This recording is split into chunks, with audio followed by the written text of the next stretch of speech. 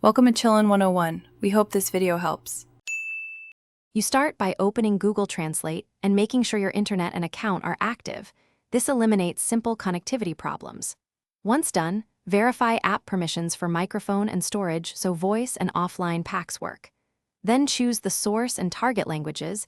Use detect language if you're unsure. Make sure your keyboard and input method match the language you want to translate from. If you see untranslated text, pause and reselect languages. Sometimes the interface needs an explicit refresh.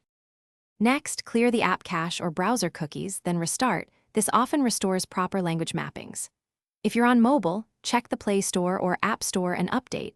When updates fail, uninstall and reinstall to refresh language data. Download offline language packs for the languages you use frequently, so translations work without internet.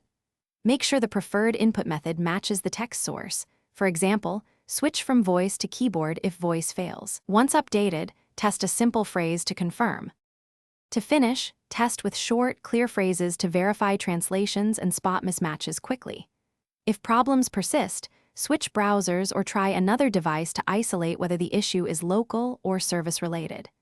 Make sure your target language uses the correct script and locale settings. For example, traditional versus simplified Chinese. Finally, if nothing else works, log out, reboot your device, and sign back in. This simple sequence resolves many sync and authentication glitches.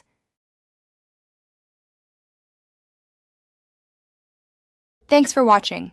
Consider subscribing if we helped you.